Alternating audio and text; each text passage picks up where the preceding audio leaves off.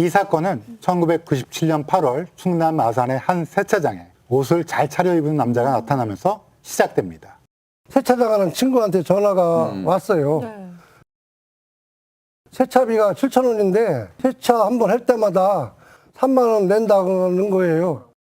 한여름인데도 불구하고 늘 긴 소매를 입고 있는 데다가 이 손목 쪽에 장미 무늬신이 있었다. 건축업을 좀 했다고 그러는데 건축업 한 사람이 또 원룸에 살아요? 수배 중인 조직폭력배일 수도 있겠다 싶어서 그래서 그 남자가 산다는 원룸 빌라 근처에서 잠복을 시작했습니다. 일단 친구한테 차를 뒤쫓으라고 했는데 어찌나 빠른지 놓쳤다는 거예요. 차가 사라졌다는 방향으로 찾아다녔는데 상가 사진관에서 그 남자가 나오더라고요. 바로 사진관 주인한테 가가지고 그 사람에 대해서 물어봤겠죠. 네. 그 사람이 급하다고 그러면서 사진을 찍고 그걸 찾아가지고 이제 바로 갔다는 거예요. 그러면 원본 필름은 있을 거 아닙니까? 그러니까 그 필름도 그 손님이 가지고 갔습니다. 이렇게 말을 합니다. 그 영화에서 보면 이럴 때 쓰레기통 막 뒤지잖아요. 맞아요. 네. 원영사님도 사진관 쓰레기통을 하나하나 뒤집니다. 현상이 잘못돼서 버린 증명사진이 한 장 있었습니다. 바로 이 사진입니다. 아, 오, 네, 살인 강도죄로 무기징역을 선고받고 교도소에 복역하던 30대 무기수가 교도소 화장실 환기통을 뚫고 탈출한 영화 같은 탈옥 사건이 일어났습니다. 목공 작업장에서 쇠톱을 몰래 숨겨가지고 들어와요. 화장실 환풍구에 있는 이 쇠창살 있잖아요. 네. 이거를 쇠톱으로 자르는데 자그마치 2달 동안 자르었어요. 그 크기가 가로 32cm, 네. 세로 28cm예요. A3 용지보다는 좀 작은 크기죠. 신창원이가 키가 174cm, 몸무게가 80kg이에요. 그러니까 이 환풍구를 통과하기 위해서 65kg까지 감량해서 이제 빠져나왔습니다. 사진을 비교해 보니까 정말 많이 닮았더라고요. 그래서 업무 끝나면 바로 달려갔어요. 아내하고 5살짜리 아들 녀석하고 같이 다녔으니까요. 아, 차에 태워가지고요? 아내분 굉장히 싫어하셨을 것 같은데. 애 엄마하고 애기 같이 다니면 수상하게 그치. 생각을 안 하거든요. 아들은 아무것도 모르니까 통닭 먹는 재미로 따라다녔을 거예요. 그놈 차가 그랜저였는데 네. 그때 제 차가 프라이드였거든요. 안 놓치려고 소나타 바꿨어요. 그때는 잡아야겠다는 생각밖에 없었으니까요. 그러다가 아예 그놈이 사는 202호 옆에 방을 얻으면 되겠다. 때마침 통닭집 할머니가 부동산도 같이 하고 있어서 통닭 물어봤어요. 그런데 202호가 어떻겠냐는 거예요. 202호? 깜짝 놀라서 거기 사람 사는 거 아니냐고 했더니 이사를 갔대요. 통닭집 할머니도 그 남자와 가깝게 지냈다고 하는데요. 얼마 전엔 그 남자가 이사간 집들이에 초대받아가 다녀왔다고도 합니다. 그런데 이제 통닭집 할머니가 집들이 간 집을 기억을 못하는 겁니다. 할머니를 모시고 2, 3주 동안 그 동네를 계속 왔다 갔다 했어요. 그런데 하루는 할머니가 지나가다가 아 저기 있다 하는 거예요.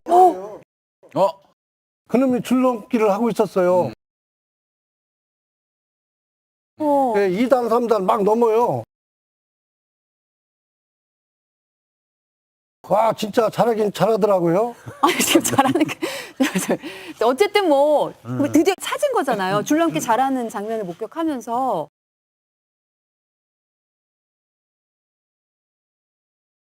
또 혼자 가기는 좀 불안하니까 원영사님이 아는 후배 6명을 부릅니다. 다들 태권도, 검도, 유단자들이었어요. 그런데 새벽이 되니까 너무 추웠어요. 좀 미안하고.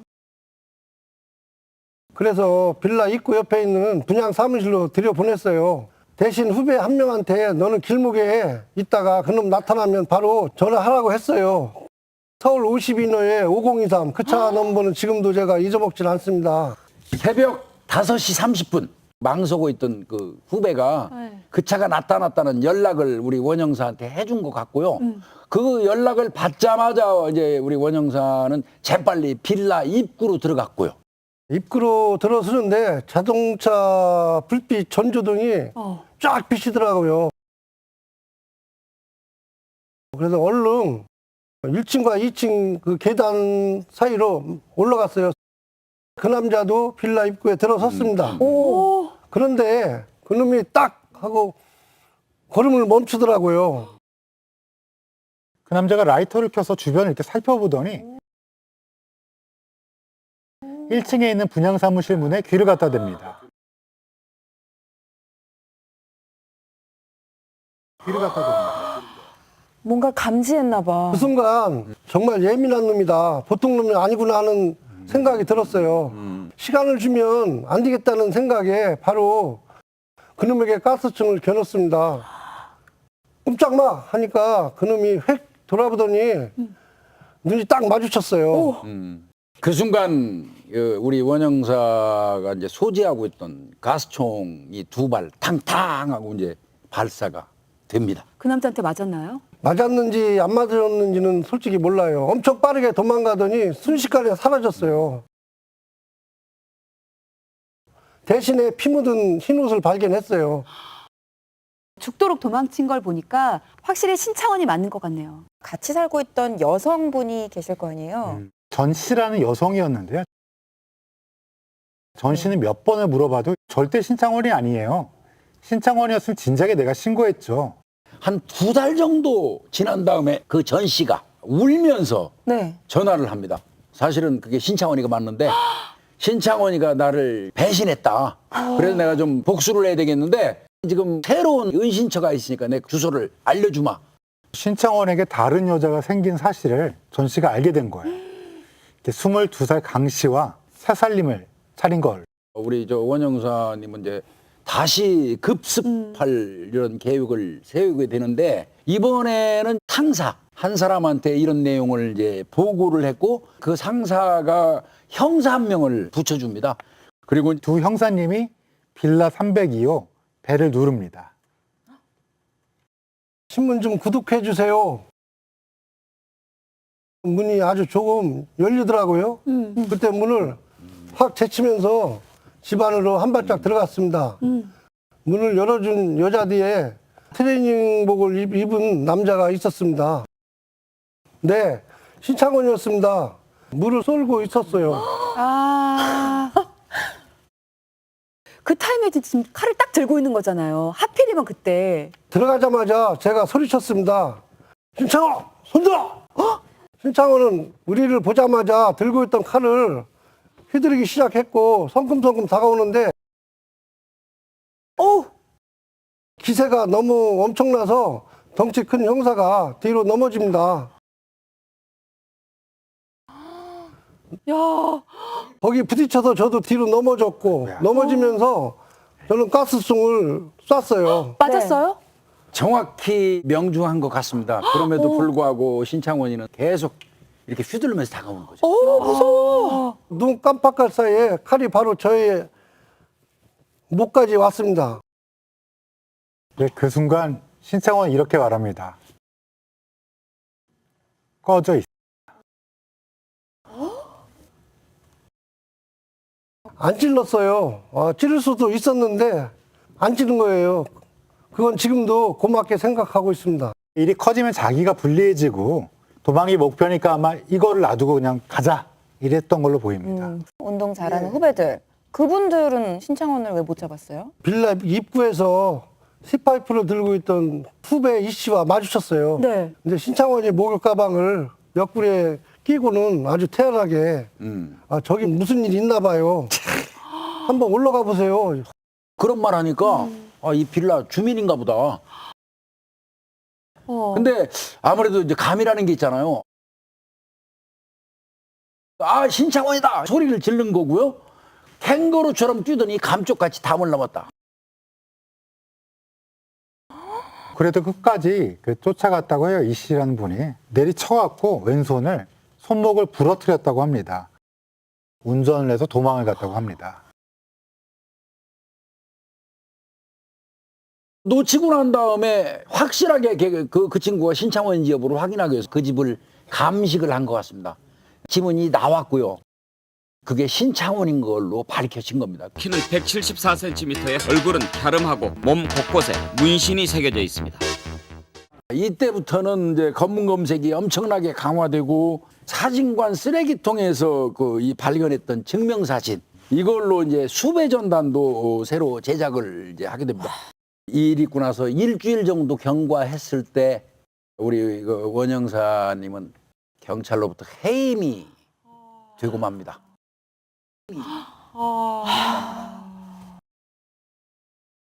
원 형사님 그때 심정이 진짜 말이 아니었을 것 같아요. 어떠셨나요? 제가 분명 잘못한 부분이 정말 크죠. 몸무게가 한 번에 한 8kg 정도 넘게 빠졌고요. 울었던 건 몇 번인지는 셀 수도 없고, 아들놈은 우리 아빠 경찰이라고 장난감도 맨날 경찰차만 사달라고 하는데 마음 아픈 건 말로 표현할 수가 없었습니다. 신창원 행적은 계속 오리무중이었어요. 어머. 신창원은 도주 기간에 4만 킬로미터를 이동을 했고 105회에 걸쳐서 약 9억 8천여만 원을 훔쳤습니다. 90년대예요? 그렇습니다. 동원된 경찰 인력만 연 97만 명에 달했다고 합니다. 수많은 경찰들이 미치도록 잡고 싶어 하는데도 어떻게 신창호는 이렇게 잡히지 않고 잘 빠져나갔던 걸까요? 가장 큰 이유는 신창원의 도주를 도왔던 여성들이 있었기 때문입니다. 최소 15명의 여성이 그를 도와줬고 동거했던 강 씨에게는 500만 원의 빚을 갚아주면서 다방을 그만두게 했다고 합니다. 근데 그렇게 이제 믿음을 얻은 다음에 내가 신창원이다 이렇게 고백을 하는 겁니다. 신창호는 여성들에게 돈과 애정을 주고 여성들은 그 대가로 신창원에게 은신처를 제공한 거네요. 간 큰 탈주범 신창원이 또 어디에 나타났을지 궁금하거든요. 원영사님과 두 번째 대결을 하고 열흘쯤 지났을 때 첫 번째 동거녀였던 전 씨에게 전화 한 통이 걸려옵니다. 어. 신창원이었는데요. 자정에 천안에 있는 넷가 주차장 여기에서 만나자는 거였어요. 네. 전 씨가 차를 몰고 내가 주차장으로 갑니다. 뒷좌석에 형사 2사람이 숨어 있었고요. 다른 수사팀도 뒤에서 따라오고 있었던 그런 상황이었습니다. 넷가 주차장에 드디어 신창원이 나타났는데요. 여기서 신창원과 두 형사의 격렬한 몸싸움이 벌어집니다. 형사 한 명이 두 팔로 이렇게 꽉 껴안았고 다른 형사는 신창원이 허리춤에 칼이 있었어요. 그걸 뺏어서 던져버리고 신창원을 이제 검거하려고 했는데 워낙 신창원이 또 드세다 보니까 신창원이 다리에다가 권총을 발사하는데요. 네. 작동이 안 됐어요, 이번에도.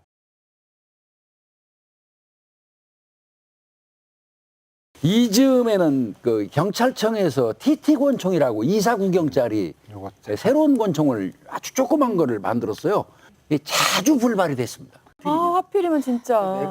이렇게 30분을 3명이서 뒤엉켜서 치고받았는데 그래도 결판이 안 났던 겁니다. 지원 병력은 어디 있는 거예요? 왜 빨리 안 오나요? 아니, 도대체 레카 주차장이 어디 있는 거야? 이랬다는 거예요. 넷가 주차장이잖아요. 그러니까 시냇물 넷가. 넷가 주차장인데 내과 주차장? 레카 주차장이 도대체 어디야? 레카차 주차장을 네. 찾는 줄 알고 어머 이게 어머 헷갈릴 어머. 거예요. 뭐 잘못 들은 거야? 뭐야? 이게 계속 꼬이려니까 이렇게 꼬이네요. 신창원이는 거기를 탈출을 해서 아 진짜? 그 내과 주차장에 온 전시 차를 타고 도주하고 말았고요.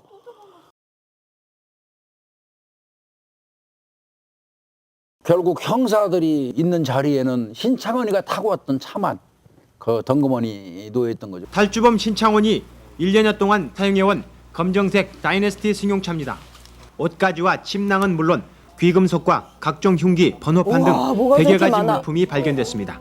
하루빨리 잡아야 될 텐데 어떻게 원영사님은 그 이후로 신창원을 다시 못 본 건가요? 신창원을 계속 아이고. 찾아다니긴 했습니다. 상부에서 형사 한 명하고 2인 1조로 다니면서 계속 쫓아달라고 했거든요. 신창원 고향집도 찾아갔고 전국을 돌아다녔습니다. 그런데 논산에 도착했을 때 본청에서 연락이 왔어요. 가스레인지를 수리하러 이렇게 어느 집에 갔는데 너무 이상하다는 거예요. 신혼부부 집인데 결혼 사진도 없고 그 집 남자가 모자를 푹 눌러 쓰고 눈을 안 마주쳤다고 해요. 집안에서 모자 푹 뒤집어 쓰고 있는 사람은 그게 흔치는 않거든요. 그 인근에 있는 부동산에 가가지고 물어보니까 그 집이 이제 여성 명의로 돼 있다고 얘기를 했다는 거예요. 근데 99년 당시만 해도요, 부부가 집을 사면 남편 명의로 거의 했어요. 맞아. 네네. 이상한 점이 또 있었어요. 계약하고 다음 날 바로 이사를 왔다는 거예요. 이번에는 경찰 특공대 80여 명이 아파트 전체를 포위했습니다. 잡혀야 돼요. 이번엔 드디어. 진짜. 어떻게 됐어요?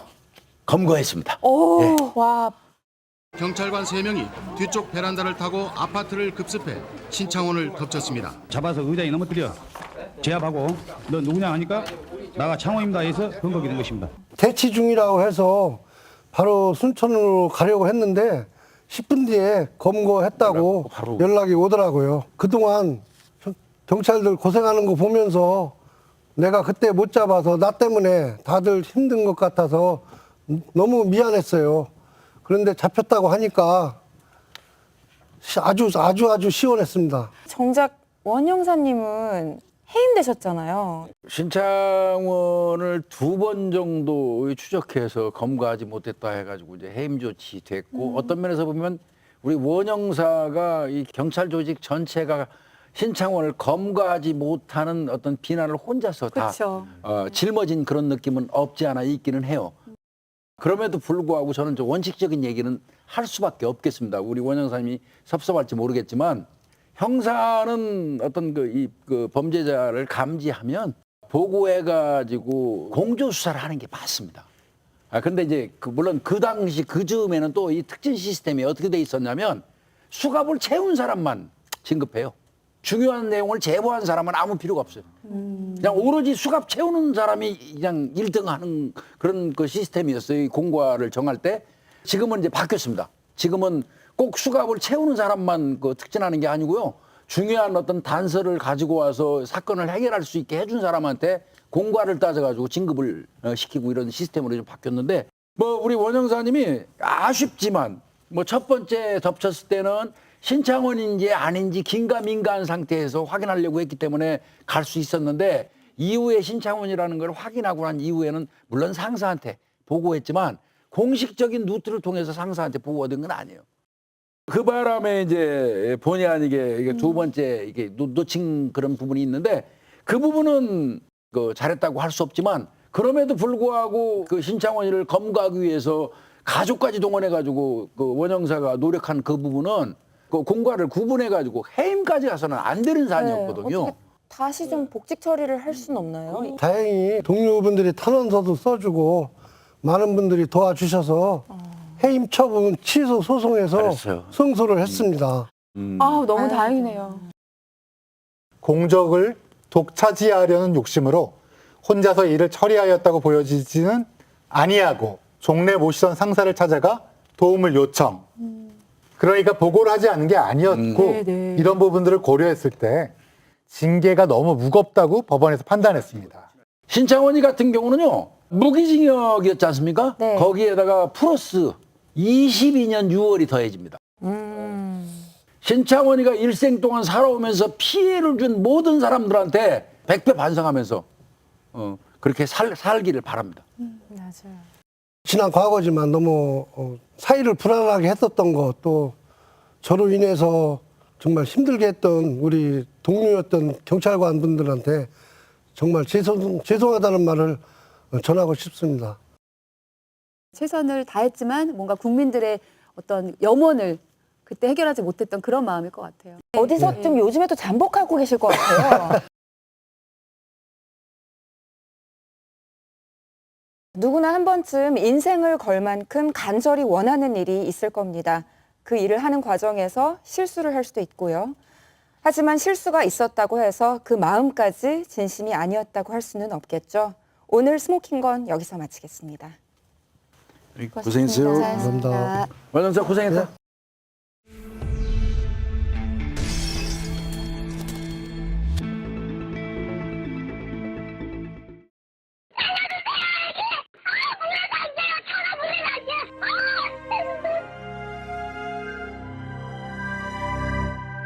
여성은 어떻게 됐어요? 결국 사망이 진단되었습니다. 차가 후진하면서 바다로 추락한 거예요. 그런데 조사를 해보니까 반전이 있었습니다. 타살일 수도 있겠다. 여기서 끝이 아닙니다. 까면 까도 계속 나오는 양파인가요? 너무 이상해. 아, 이거 진짜 설마 했는데 이거. 이게 진짜 말문이 막히는 프로그램이야.